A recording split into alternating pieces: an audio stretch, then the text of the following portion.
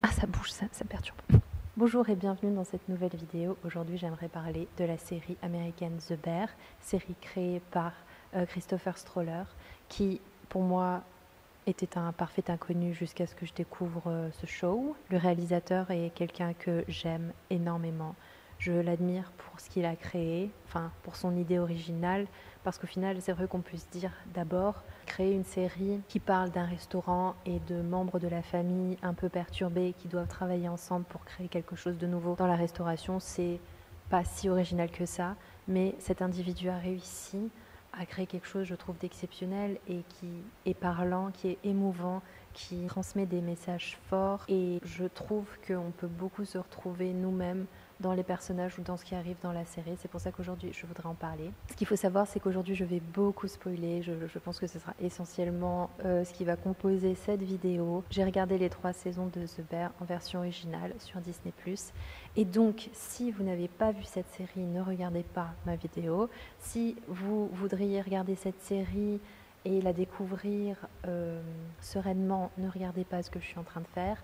Mais si vous avez déjà regardé cette série, si vous êtes intrigué par certaines choses, par certains éléments, par certaines histoires, trajectoires de personnages, vous pouvez regarder cette vidéo et j'espère qu'elle vous servira. Donc globalement, cette vidéo va être coupée en différentes parties. Je vais d'abord parler de la saison 1, puis de la saison 2, puis de la saison 3. Je ne vais pas entrer dans le détail des épisodes, mais je vais dire dans chaque épisode qu'est-ce qui m'a marqué, qu'est-ce qui est parlant. Je vais aussi me questionner sur certaines choses, vous poser des questions et faire une conclusion tout simplement. Donc, c'est parti. Donc, comme je l'ai dit précédemment, la série The Bear a été créée par Christopher Stoller. Je suis amoureuse de lui. Je ne sais pas si c'est une personne très gentille, je ne sais pas si c'est quelqu'un de charmant, mais je suis amoureuse de lui parce que pour moi, les gens créatifs et intelligents comme ça, je ne peux pas m'en empêcher. Je suis in love, c'est obligé. Ça a commencé à être diffusé en 2022, donc avec une première saison qui a super bien marché et ils ont fait une suite. Et là, donc il y a la 3e saison qui est disponible sur Disney+, et ils sont en train de peut-être éditer et faire le montage pour la saison 4.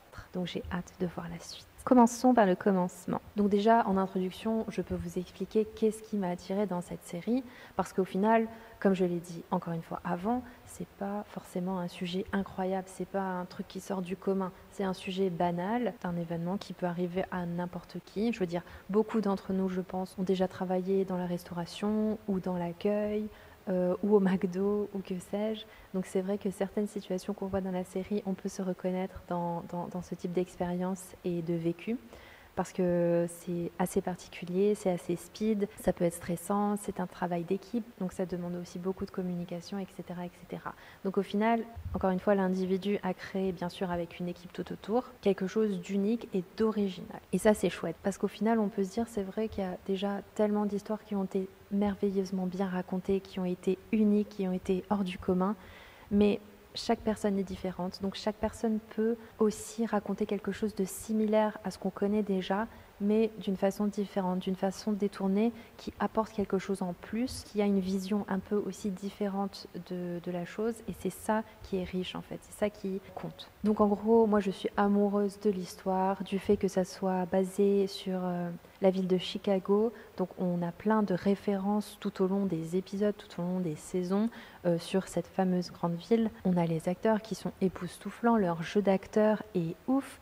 On a aussi la façon dont c'est filmé. Donc très souvent, moi, ça m'avait fait penser à La vie d'Adèle où la caméra est juste littéralement sur le visage de l'acteur ou de l'actrice, du personnage. Et je trouve que ça, je sais pas pourquoi, mais moi, j'aime bien quand les choses sont si près, parce que c'est comme si on essaye de rentrer encore plus dans l'intimité ou dans le mental de la personne. C'est une façon de filmer que j'aime bien et que j'aime bien voir. J'adore l'humour, j'adore l'histoire qui est racontée, le passif des personnages. Moi, j'adore les séries où il y a la psychologie qui est omniprésente. Et là, on sait que psychologiquement, il y a beaucoup de personnages qui souffrent, il y a beaucoup de personnages qui se posent des questions et beaucoup de personnages qui veulent évoluer, grandir, comprendre. Et ça, j'aime énormément. Je trouve qu'autant des fois on peut regarder des choses, des films qui visuellement sont splendides et magiques, mais que le fond c'est un peu vide. Et ça, je trouve ça super dommage. Je préfère, même en musique, des musiques peut-être plus ennuyeuses ou moins originales, mais que ce qui est dit, ça ressorte. Pour moi, c'est plus important. Évidemment, si les deux sont ensemble à un niveau élevé, c'est idéal, c'est la perfection.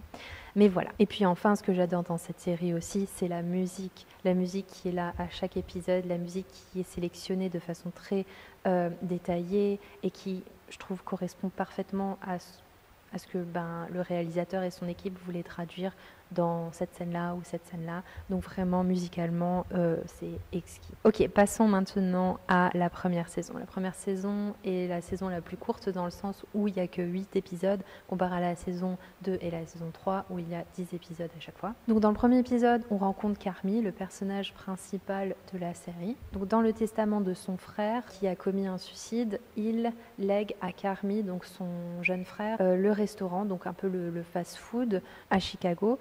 Et donc on voit dans ce premier épisode à quel point Carmy est complètement absorbée par ce nouveau rôle, par ce nouveau job, par cette nouvelle mission, mais qu'à côté, on comprend très bien que c'est quelqu'un qui est très perso, il se la joue très perso, il ne parle pas aux autres, il n'explique pas aux autres ce qu'il est en train de faire, il fait son truc lui-même dans sa tête parce qu'il sait exactement comment ça doit être, mais il sollicite personne d'autre pour l'aider, pour même demander leur avis, ou pour quoi que ce soit d'autre. Donc c'est quelqu'un de très taciturne, de très taiseux aussi, c'est quelqu'un qui parle pas beaucoup et qui est beaucoup dans sa tête. Donc voilà, on voit déjà le personnage principal et un petit peu les gens qui l'entourent à côté. Dans le deuxième épisode, on voit pour la première fois le type que j'appelle le bad guy, c'est-à-dire la personne qui a détruit mentalement, psychologiquement Carmy quand il faisait ses formations, quand il travaillait auparavant dans les plus grands restaurants du pays ou du monde même. Et voilà à quel point il était odieux avec lui, son élève, la personne qu'il devait former. On rencontre aussi dans l'épisode 2, et moi ça m'a marqué parce que je ne sais pas si vous suivez mes vidéos dernièrement, mais le thème de l'autisme, c'est quelque chose qui m'intéresse de plus en plus et dont je vais de plus en plus parler dans cette chaîne. Et il y a un personnage qui s'appelle Ibra, et lui, je me pose la question de savoir, faudrait un professionnel qui analyse tout ça, parce qu'on ne peut pas vraiment dire extérieurement comme ça de façon superficielle si ce personnage est autiste, mais pour moi il y a beaucoup de traits qui tendent vers l'autisme parce que par exemple on voit très vite qu'il est un peu dans son monde, qu'il n'aime pas les changements, il est très calme, très effacé parfois, il ne parle pas beaucoup. Par exemple quand il y a la machine de glace qui casse, c'est la panique totale, donc il a du mal à gérer ses émotions. Et donc voilà, il y a beaucoup d'éléments quand j'observe ce personnage, quand j'observe Ibra qui tendent vers le spectre de l'autisme, mais après si ça se trouve c'est pas du tout ça, mais en tout cas moi ça a résonné en moi ainsi. Vous pourrez me dire votre avis si vous le souhaitez. Et honnêtement, dans l'épisode 2, j'avais déjà trop envie. Cette série, je ne sais pas pour vous, mais cette série nous donne envie de tout nettoyer, de tout ranger, de tout astiquer chez soi pour que ça soit clean de chez clean. Ça, je trouve ça trop bien. Dans l'épisode 3, il y a le personnage de Sydney, donc une jeune cuistot qui veut apprendre, qui veut s'améliorer, qui veut devenir excellente grâce à la formation que Carmy pourrait lui apporter ou juste... travailler avec lui. Et elle lui dit dans ce troisième épisode, en fait, il faut qu'on s'écoute, il faut qu'on soit là l'un pour l'autre, parce que dans cet épisode, à un moment, on voit Carmy qui la laisse toute seule gérer, et elle a dit que ça, c'est pas possible. C'est vrai que Carmy, on le verra au cours des autres saisons, des autres épisodes, c'est quelqu'un qui laisse tomber un petit peu certaines personnes. On ne peut pas vraiment lui faire confiance, on ne peut pas se fier à lui. Même si c'est un professionnel incroyable en termes de cuisine, c'est peut-être pas toujours quelqu'un de très fiable parce qu'il n'a pas appris à l'être par le passé. Dans l'épisode 4, il y a le personnage de... Oh mon Dieu, comment il s'appelle ? Oh mon Dieu, j'ai un blanc, je ne sais plus comment il s'appelle, c'est une catastrophe. Mais le copain de Nathalie, de Sugar, c'est un personnage qui, on le voit, est très niais, dans le sens qu'il est très très gentil, il veut que tout le monde soit à l'aise, il veut apaiser l'atmosphère, etc. Sauf que la famille de Carmy, donc c'est une famille italienne, c'est des gens qui, je ne sais pas trop comment expliquer, mais voilà, ils sont cool. Il y a des personnalités qui ne leur conviennent pas trop et donc ils se moquent un petit peu du copain de Nathalie. Ils ne le prennent pas au sérieux, ils ne veulent pas passer du temps avec lui, etc. Et donc on voit un décalage entre ce jugement que cette famille a envers lui, qui essaye juste de s'intégrer, qui essaye de faire partie de la famille finalement. Et ça, c'est intéressant parce que ça suivra aussi dans les prochains épisodes et les prochaines saisons. Ce que j'ai adoré dans l'épisode 4, c'est que Sydney, à un moment, elle aide sa coéquipière, donc Tina, alors que Tina précédemment a saboté un de ses plats. C'est un peu du bullying, comme on dit, vous savez quand on arrive quelque part et que parfois on subit de l'harcèlement parce que c'est comme ça qu'on dit bienvenue à la nouvelle personne. Je manque de vocabulaire là, désolée, je suis pas trop en forme, donc je vais noter les mots que j'oublie ici pour que vous puissiez comprendre. Mais en gros, Tina a fait quelque chose de pas très cool pour Sydney. Et on voit dans cet épisode que Sydney, au lieu de lui en vouloir, au lieu d'être rancunière, elle l'aide quand Tina est en galère. Elle va l'aider, elle va la soutenir, elle va la conseiller et ne pas la juger et être là pour elle. Et ça, je trouve que c'est une façon très professionnelle d'approcher les choses parce que, je ne sais pas pour vous, mais moi j'ai une vision très immature des choses où si on fait un truc pas cool, je déteste cette personne jusqu'à la fin de ma vie et jamais je ne lui pardonnerai. Même si c'est un mini truc, là j'exagère un peu, mais c'est à peu près l'idée, vraiment. Dans l'épisode 6, on voit Mike, donc le grand frère décédé, qui, pour moi, je trouve est un personnage très relou. Moi, je ne pourrais pas être dans une même pièce que lui. Je me sentirais très mal à l'aise et très oppressée. Mais c'est quelqu'un qu'on voit que les gens adorent, écouter, être en sa présence. Et ils l'admirent tout simplement, tout comme Carmy, le jeune frère, l'admirait. Et même sa sœur l'admirait. Et certainement sa mère et peut-être le père qui n'est plus de ce monde aussi. C'est un personnage qui est présenté d'une façon très charismatique et très exubérante, extravertie. Et donc finalement tout le contraire de ce que Carmy peut représenter et être. Dans l'épisode 7, c'est vraiment très très bien fait parce qu'on a l'impression vraiment d'être en cuisine avec les personnages. On ressent cette tension, ce stress, cette angoisse, ce mal-être, de panique quand tout part en cacahuète et on ne sait pas comment gérer et on commence à crier sur les collègues, on commence à ne plus être finalement la personne qu'on est normalement. On le voit même avec Sydney qui pète un câble, elle en peut plus parce que voilà, c'est une façon de gérer qui est atroce et elle s'attendait pas, je pense, à autant de pression. Et je trouve ça très bien parce que Sydney est représentée comme un personnage plutôt posé, calme, comparé à l'ambiance générale du fast-food où les gens crient beaucoup, s'insultent, sont vulgaires, etc. Dans cet épisode-là, en fait, je crois qu'elle n'a pas le choix parce qu'elle n'en peut plus émotionnellement, il faut que ça sorte. Et donc, elle se dispute avec Richie et il n'y a rien qu'elle garde à l'intérieur, elle exprime tout. Et je pense que ça, c'est possible aussi pour leur façon d'apprendre à la connaître, de savoir qui elle est. On comprend aussi dans cette saison que Carmy a besoin de reconnaissance, il a besoin que ça marche pour lui et qu'il soit vu comme quelqu'un qui a de la valeur. Parce que c'est pas quelque chose qu'il ressent lui-même envers lui-même. C'est pas quelqu'un qui a forcément confiance en lui. Peut-être que dans son domaine, professionnellement, il a confiance en lui, mais personnellement, c'est pas vraiment ça. Quand il parle de réparer, de recréer le restaurant, ça porte une symbolique spéciale dans le sens il voudrait réparer la famille, il voudrait réparer, guérir ce qui a été un petit peu brisé, un petit peu détruit par le passé, que ce soit au niveau de sa mère, que ce soit au niveau de la relation avec son frère, etc. Donc symboliquement, créer quelque chose de qualité, créer quelque chose qui compte pour lui et dont il donne 100% de sa personne, ça signifie aussi travailler sur ce qu'il n'a pas pu travailler par le passé parce qu'il n'était tout simplement pas capable. Il a dû, on va dire, fuir des situations qui le dépassaient.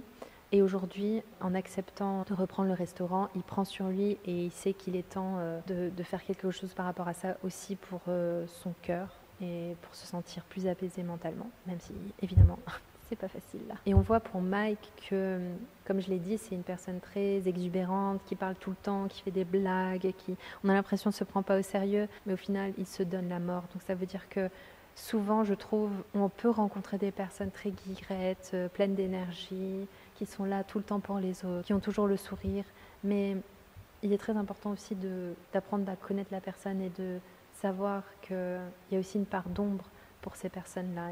Une personne ne peut pas toujours être heureuse, une personne ne peut pas être toujours épanouie, etc. Donc on voit Mike, on peut se dire quand on le regarde, ouais franchement, il est cool, il a besoin de rien, il est bien dans sa vie, alors que pas du tout. Donc voilà pour la saison 1, cette vidéo va être très longue. Ok, donc maintenant on peut passer à la saison 2 avec 10 épisodes. Alors, la saison 2, c'est l'arrivée du personnage de Claire.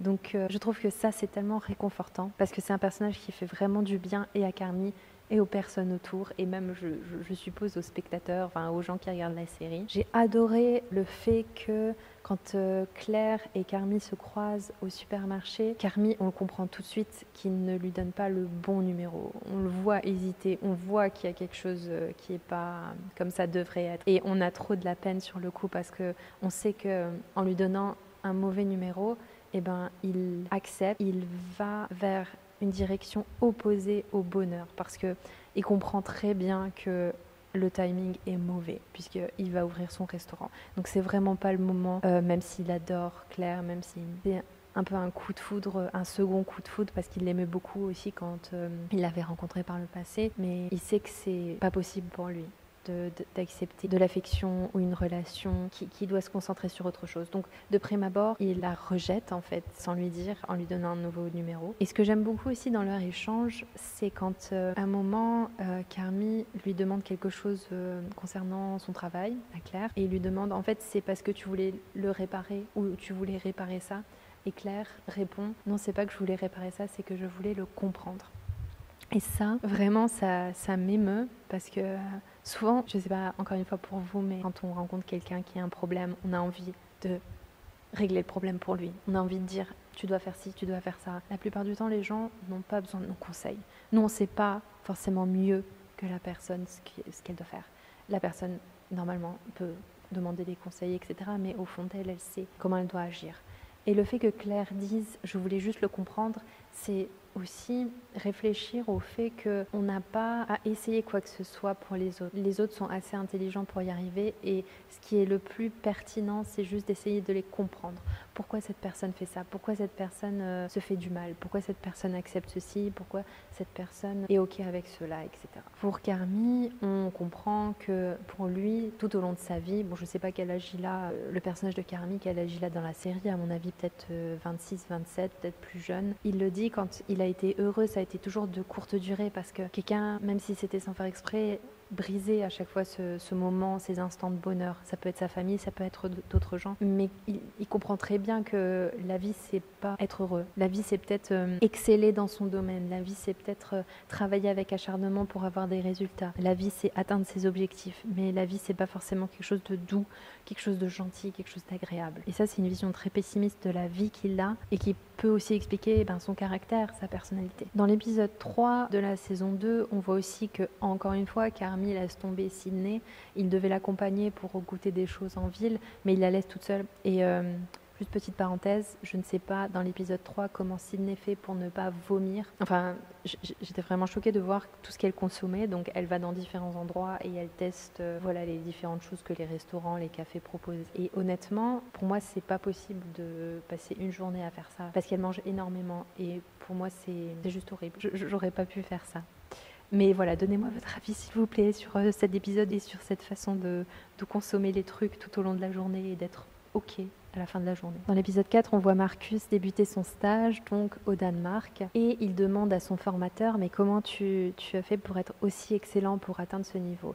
Et ce dernier répond j'ai fait des tas d'erreurs. Et souvent, encore une fois, si on transpose ça à notre vie, on a peur de faire des erreurs. Quand on fait une erreur, c'est la fin du monde. Quand on fait une erreur, on se dit t'es vraiment trop pourri, t'es vraiment trop nul, t'as fait de la merde. Alors que justement, il faut faire des erreurs, il faut faire des erreurs, il faut faire des erreurs. Parce que sans ça, comment on peut apprendre? Bien sûr, on peut certainement apprendre des choses sans faire des erreurs, mais le fait de se tromper, je trouve que ça apporte un ancrage particulier et ça fait qu'on se rappelle de ça et qu'on veut faire mieux. Dans l'épisode 7, on remarque encore une fois à quel point le personnage de Claire est trop bien parce qu'elle ne juge jamais, que ce soit Carmy, que ce soit les personnes autour d'elle. C'est quelqu'un qui ne juge pas et je trouve que c'est très rare dans la vie de manière générale.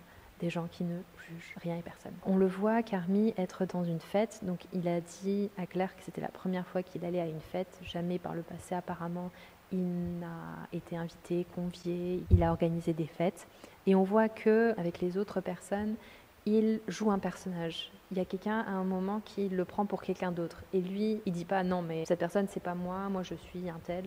Il aime faire semblant parce que ça permet de s'éloigner un petit peu de ce qu'il est réellement, de jouer un personnage. Et ça peut être vraiment rafraîchissant. C'est comme les gens qui font du théâtre ou voilà, qui se permettent d'être quelqu'un d'autre. Ça fait aussi du bien des fois de se déconnecter de soi. Alors l'épisode 6, je pense que c'est l'épisode l'un des épisodes vraiment les plus importants de la série. C'est un épisode qui dure 1 heure et qui montre ce qui s'est passé il y a 5 ans par rapport à un repas de famille qui a eu lieu chez la maman de Carmy, de Sugar et de Mike.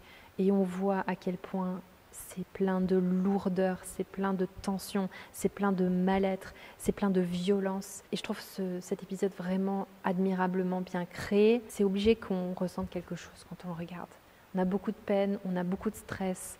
On ne sait plus en fait comment juger, comment voir les gens, qu'est-ce qu'il faut penser de ces personnes, parce que ces personnes sont complètement perdues. C'est aussi émouvant quand à un moment la maman est ivre, qui est vraiment pas bien, qui commence à pleurer, et elle dit à son fils en fait moi je me casse le cul à faire des trucs magnifiques pour les autres, mais les autres ne font jamais rien de magnifique pour moi. Et ça, encore une fois, je trouve qu'on peut le transposer dans notre vie de tous les jours, parce que je ne sais pas si vous avez une maman ou voilà quelqu'un, ou même vous-même, qui donnait 100% par exemple pour les repas de famille, qui passait 5-6 heures en cuisine pour tout créer pour les personnes qui vont venir. Vous n'avez pas l'impression d'avoir de la reconnaissance réelle. Vous n'avez pas l'impression d'avoir du soutien, parce que très peu de personnes viennent vous aider dans cette tâche qui est très pesante aussi.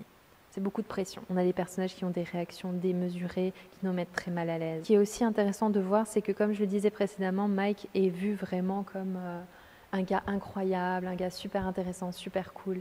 Ellie, donc le petit copain de la maman, donc quelqu'un d'extérieur à la famille, n'a pas peur de lui dire des choses horribles comme tu n'es rien. Il le répète au moins 7-8 fois, je crois. Il le regarde dans les yeux et il dit « Mais en fait, toi, t'es rien, t'es un moins que rien. » Et ça, c'est quelque chose que Mike a du mal à accepter, parce qu'on le voit au fil de l'épisode. Il se comporte vraiment comme un enfant totalement immature. Voilà, il n'a pas l'habitude qu'on l'emmerde, en fait, et qu'on lui dise ses 4 vérités. Et donc, la scène avec la fourchette, c'est vraiment une scène, encore une fois, pleine de tension. On se dit « Oh, mamma mia, comment ça va se finir ?» On le voit aussi dans cet épisode, et c'est très intéressant, que les 3 enfants, donc Carmy, Nathalie et Mike, ont des façons différentes de réagir. Par exemple, à un moment, quand la maman, elle fonce dans le mur avec sa voiture, on a Carmy qui est complètement en dissociation. C'est-à-dire que quand quelque chose de choquant arrive, on se dissocie. C'est comme si on n'était plus là. C'est comme si c'était flou, c'était pas la réalité de ce qui arrivait. Comme si on n'était pas là. C'est comme si c'était un rêve. Et on a Nathalie, donc Sugar, qui est juste en mode freeze. Donc qui ne bouge plus, qui est tellement choquée et qu'elle n'arrive même plus à bouger. Elle est incapable d'avoir une réaction. Et Mike, de son côté, c'est plus la personne qui va y aller, qui va aller dans l'action et qui va dire « Mais qu'est-ce qui se passe ? Ouvre la porte. » Encore une fois, dans cette série, il y a des tas de moments où les gens répètent les mêmes choses. Et il est en train de dire « Mais ouvre la porte, maman, ouvre la porte, et etc. » Donc lui, il est plus dans le mode action ou dans la bagarre. Donc il y a 3 façons de réagir, et on voit chaque personnage avoir sa propre réaction par rapport à son propre vécu, même s'ils ont tous vécu une enfance un petit peu difficile. Au final, chaque enfance a été à peu près différente, et aussi par rapport à leur personnalité, ils ont tous les 3 des personnalités différentes. Maintenant, l'épisode 7, j'aime beaucoup parce que c'est l'épisode où Richie commence à comprendre des choses. Donc il était aussi un peu relou comme personnage, un peu chiant, un peu pénible. Et grâce à ce stage en fait qu'il fait dans un restaurant haut de gamme, il apprend la discipline, il apprend l'excellence. Et c'est à partir de là, je trouve qu'il y a un avant-après où il s'améliore grandement, et il veut plus se sentir naze comme avant. Et c'est pour ça aussi qu'il décide de porter des costards.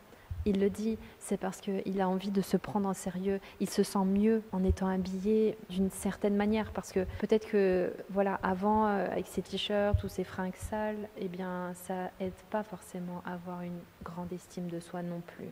Et bien s'habiller, ça appuie justement cette façon de se voir positivement. J'adore aussi l'espèce d'affiche « Every second counts », parce que effectivement, dans ce restaurant super chic, il faut utiliser son temps de façon efficace et ne pas perdre de temps. Parce que c'est vrai que, encore une fois, en transposant ça à notre vie, on a tendance à un peu des fois perdre du temps.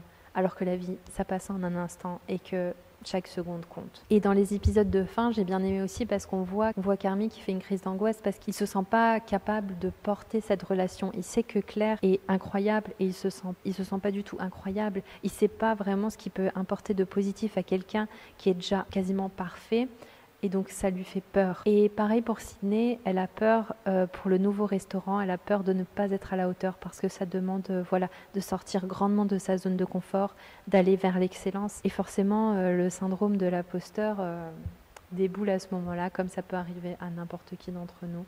Donc il y a beaucoup de pression qu'on se met. Et je pense que ça veut dire que c'est important pour nous, parce que si on ressentait pas de pression, c'est qu'on s'en ficherait certainement ce qui nous arrive. Et à la fin, l'épisode 10, pour moi, je l'appelle Karma for Carmi, parce qu'il lui arrive un truc, la pire chose qui pourrait lui arriver, c'est vraiment pas cool. Donc déjà, le fait d'être enfermé dans un congèle, dans la chambre froide, et ensuite d'avoir Claire qui l'entend dire des choses qu'il ne pense pas vraiment parce qu'il a peur. Je trouve que c'est une très très belle façon de clôturer la saison 2 et de nous laisser en tension pour attendre impatiemment la suite, donc dans la saison 3. Ok, maintenant passons à la saison 3. Qu'est-ce que j'ai noté, mon Dieu?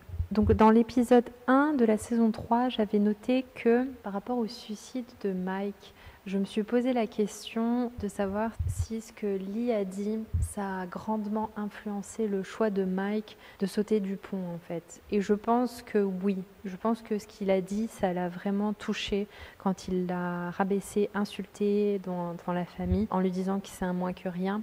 Je pense vraiment que ça a résonné en lui et que ça a commencé à accentuer sa descente aux enfers. Je pense que de toute façon, cet individu a été dans le mal-être pendant très longtemps, sauf que personne ne le remarquait parce qu'il n'en parlait pas, il ne le faisait pas ressentir. Je pense que c'est quelqu'un qui souffrait intérieurement, notamment parce qu'il avait des addictions.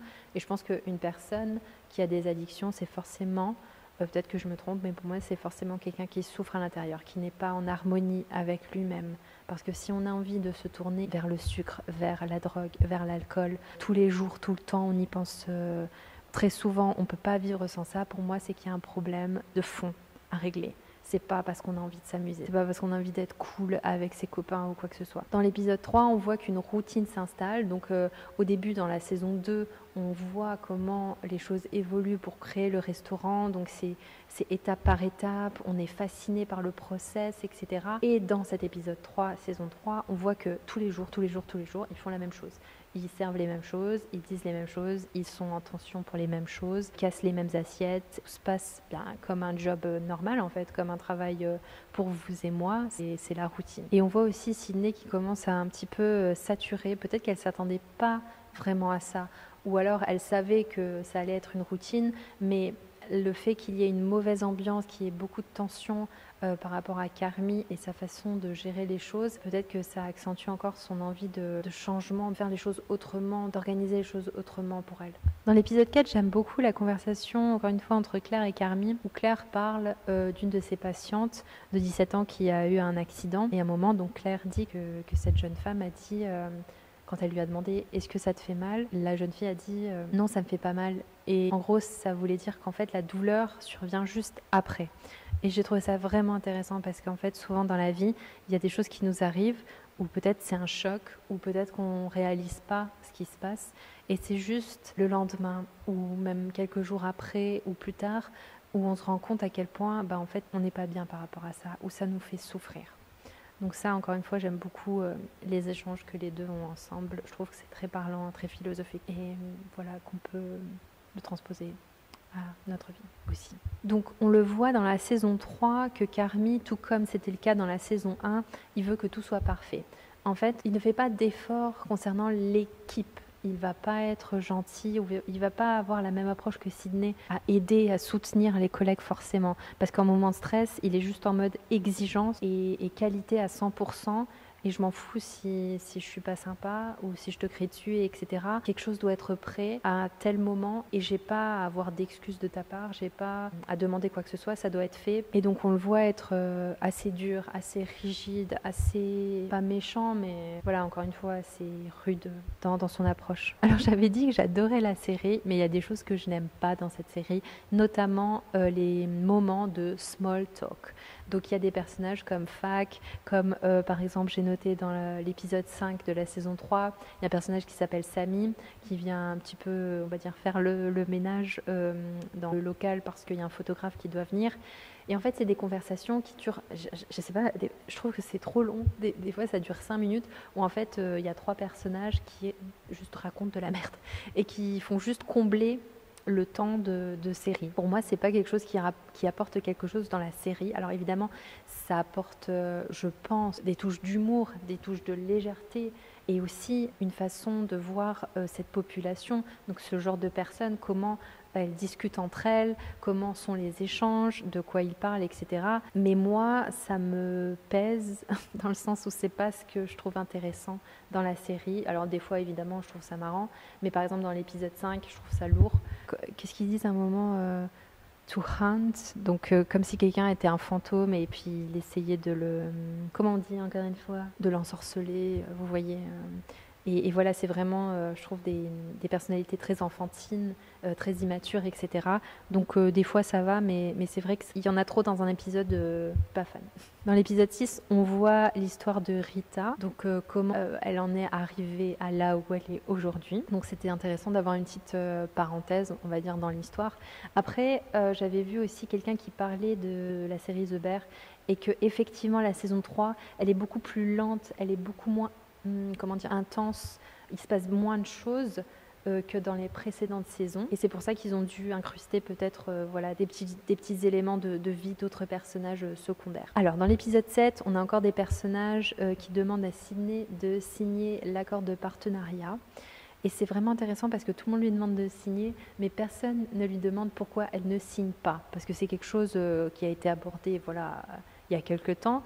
Et quand on voit, enfin pour moi, quand on voit que quelqu'un ne prend pas la peine de signer un contrat de travail important, vraiment, c'est que voilà, c'est la personne n'est pas sûre, etc. C'est pas parce qu'elle n'a pas le temps.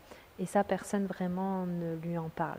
Ils attendent juste qu'elle le fasse. Et à côté de ça, elle a une proposition d'emploi beaucoup plus intéressante financièrement aussi et même créativement parce qu'elle a la main libre sur le projet et elle hésite voilà, entre les deux choses parce qu'elle voudrait rester fidèle à Carmi et à ce qu'ils ont créé, à ce qu'elle a vu se créer, se développer.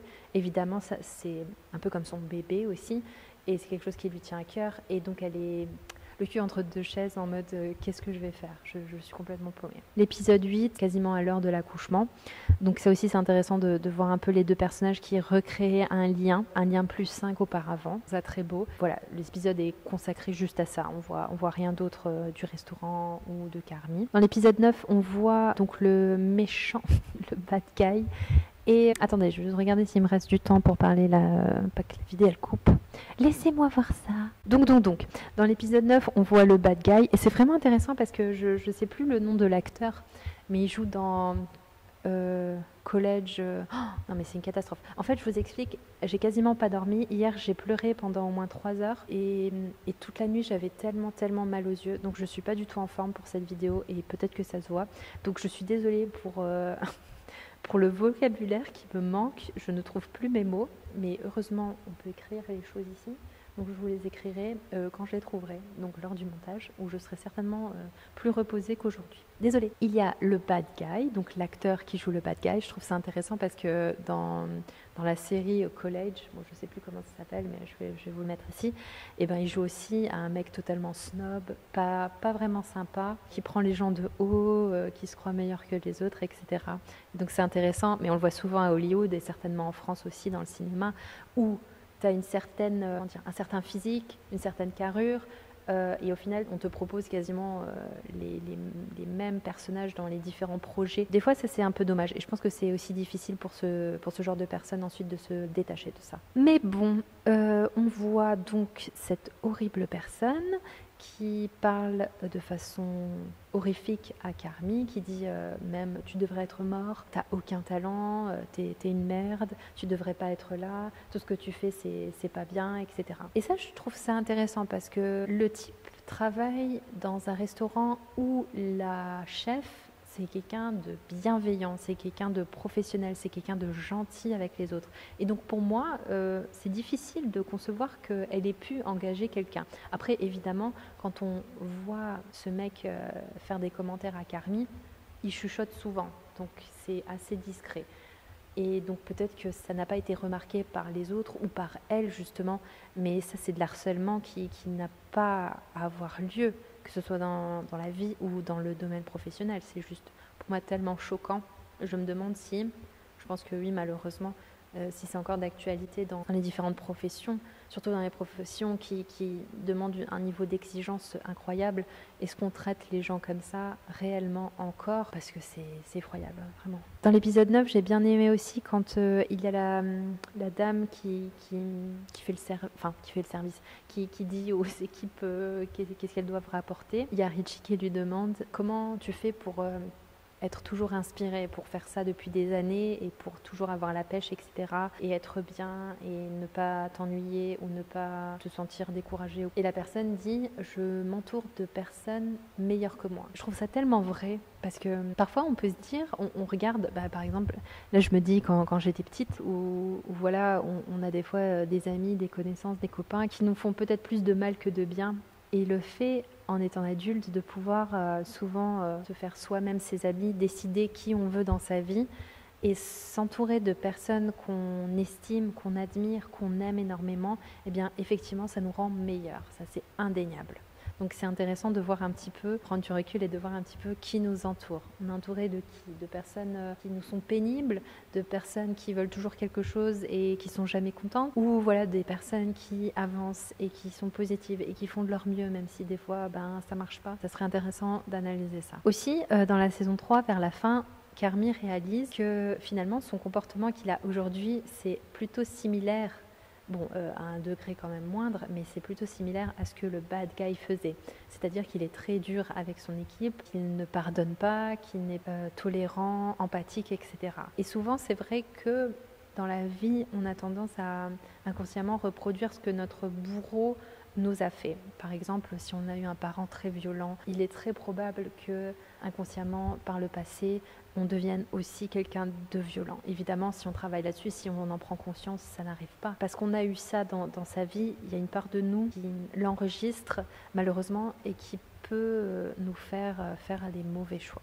Je pense que c'est à peu près tout ce que je voulais dire pour la saison 3. Donc en conclusion, je dirais que j'ai hâte de voir la suite, que pour moi, c'était vraiment incroyable de vivre une série comme ça. C'est quelque chose de qualité et quelque chose d'exceptionnel. C'est rare, je trouve, qu'on voit ça encore de nos jours. Et aussi, ce que je voulais dire, c'est que très très souvent, surtout lors du premier visionnage, parce que j'ai regardé à 2 reprises, donc les 3 saisons, à plusieurs reprises, surtout donc pour le premier visionnage, j'ai dû couper le son, parce que pour moi c'était trop, j'étais en surstimulation, avec les cris, les insultes, la colère, la violence des propos aussi, j'ai dû baisser le son et juste avoir les sous-titres à certains moments. Et aussi, donc moi je suis végétarienne, j'étais végane par le passé. Il y a beaucoup de scènes, évidemment. Ça parle de bouffe, ça parle de cuisine. Il y a beaucoup de scènes où on a de la viande, du poisson. On voit comment ils préparent tout ça. Et la suite concerne des questions que j'ai pour vous. Je suis en effet intriguée par vos avis. Donc j'avais noté, première question, dans quel personnage vous vous retrouvez le plus? Donc moi, je ne sais pas si je l'ai dit avant, mais je pense que Carmy c'est moi et moi c'est Carmy. Et vous, par rapport à toute la panoplie des autres personnages, ou même Carmy, quelle est la personne que vous trouvez qui réagit le plus comme vous, qui pense le plus comme vous? Deuxième question, quel est pour vous le personnage qui a le plus évolué? Pour ma part, je dirais que c'est Richie, parce que comme je l'ai dit pour la saison 2, il y a vraiment un avant-après. Pour ce personnage, je trouve que c'est celui qui a le plus grandi. Par exemple, pour Carmy, je ne dirais pas qu'il a vraiment évolué, parce que ce soit dans la saison 1 ou dans la saison 3, il a les mêmes réactions, il fait les mêmes choses, c'est-à-dire qu'il est très perso et il ne pense pas vraiment à l'équipe ou à Sydney, sa partenaire pour le travail. Donc là, je ne vois pas vraiment d'évolution. Après, je pense que ce qui s'est passé à la fin de la saison 3, où Claire a entendu ce qu'il disait et où on voit aussi qu'il se met à 400% dans son travail, il y a quelque chose qui a changé en lui. Je ne sais pas si c'est quelque chose de positif, mais quelque chose à bousculer sa façon de voir la vie, etc. Qu'est-ce que j'ai marqué? Ok. Ensuite, j'avais noté quels sont vos personnages préférés ou les personnages que vous n'arrivez vraiment pas à supporter. Est-ce qu'il y en a? Et j'avais une question là un peu plus profonde, un peu plus peut-être philosophique, mais je voulais savoir, selon vous, est-ce que le harcèlement nous rend meilleurs? Par exemple, est-ce que le bad guy, le chef cuistot, le fait qu'il traite Carmy de cette façon, qu'il lui parle comme ça, en effet, comme on l'apprend dans la saison 3 à la fin, c'est grâce en fait à sa méchanceté, au fait qu'il soit tellement rude, tellement dur, qui a fait que Carmy devienne excellent, on est d'accord. Mais on peut se poser la question de savoir, est-ce que Carmy aurait aussi pu devenir excellent sans ça? Qu'est-ce qu'il aurait fallu pour qu'il devienne génial? Parce que on l'a vu dans d'autres épisodes, il a aussi travaillé ou fait des stages, des formations dans d'autres lieux où les gens étaient tout simplement adorables, où il lui disait, il lui traduisait leur passion pour la nourriture et voilà, il parlait à Carmy avec respect, comme d'égal à égal. Donc ça aussi, je pense que ça lui a beaucoup apporté. D'ailleurs, je crois même que si ces personnes n'avaient pas existé dans la carrière de Carmy, ça aurait pu très mal finir. Il n'aurait pas été là où il est aujourd'hui. Et aussi, je ne sais pas pour vous, mais moi, je ne suis pas une personne qui va souvent au restaurant et encore moins jamais en fait, dans des restaurants très chics, très étoilés, très primés et dont tout le monde parle, dans des grandes villes, etc. C'est pas quelque chose qui m'attire d'avoir sur l'assiette un truc magnifique, un truc délicieux, mais un truc en une bouchée c'est fini. Et bien sûr, je sais qu'il faut savourer, etc. Me dire que je pars d'un restaurant et j'ai faim, c'est pas quelque chose qui m'enchante vraiment. Et donc je voulais savoir si vous étiez déjà allé dans des restaurants qui ont une excellente réputation et qu'est-ce que vous en avez pensé. Et dernière question par rapport à la fratrie, donc par rapport à Carmen, par rapport à Nat et par rapport à Mike, on avait dit que les trois ont une façon différente de réagir, surtout on l'a vu lors du repas de famille. Et ma question, c'est de savoir comment vous réagissez dans la vie. Vous êtes plus quel personnage quand vous êtes face à quelque chose d'horrible, de choquant, de traumatisant pour vous? Est-ce que vous êtes plus dans le mode freeze? Est-ce que vous êtes plus en train de vous dissocier de ce qui arrive? Ou alors vous êtes plus dans l'attaque, dans je vais combattre ça, je choisis d'être en action face à ça? Voilà pour les questions. Et enfin, je voulais aussi parler rapidement de la symbolique de l'ours parce qu'on peut se demander mais pourquoi ça s'appelle The Bear en anglais, pourquoi ce titre? Et donc je vous mettrai en lien l'article source où je tiens les informations que je vais vous donner, mais en gros déjà le nom de famille de Carmen et de sa famille c'est Berzato. Et en gros le surnom aux États-Unis qu'on leur donne c'est les ours. Et puis aussi Carmen, c'est vrai qu'il a un petit peu un caractère d'ours, il sort pas beaucoup, il parle pas beaucoup, il est pas très ouvert vers l'extérieur, il aime bien être dans son cocon, très secret, il adore manger. Enfin, il aime pas vraiment manger, mais il aime bien faire à manger. Peut-être qu'il adore manger aussi, je sais pas s'il est gourmand, il n'a pas l'air d'être quelqu'un de gourmand, enfin du moins je n'ai pas remarqué. Aussi à Chicago, il y a la légendaire équipe de football, donc les Chicago Bears, donc ça aussi c'est une petite référence à la ville que le réalisateur a choisie pour son histoire. Et aussi au début de la série, donc dans la saison 1, on voit Carmen sur un pont avec un ours qui s'échappe de sa cage, enfin il le laisse sortir. Et ça, c'est vraiment une métaphore. Ça symbolise lui, ça peut aussi être une métaphore pour sa famille. Et donc, c'est pour ça surtout que ça s'appelle ainsi. Et donc, voilà quelques explications par rapport à ça. Voilà les cocos, j'espère que vous avez tenu bon. Parce que cette vidéo était un petit peu bancale, je l'avoue. Mais en tout cas, j'espère que si vous avez regardé la série, vous avez aimé. N'hésitez pas à m'en parler dans les commentaires. Et si vous avez d'autres séries que vous adorez et que vous pensez qu'elles valent la peine d'être regardées, surtout d'un point de vue psychologique par rapport aux personnages, n'hésitez pas à m'en parler. Sur ce, à bientôt pour de nouvelles aventures.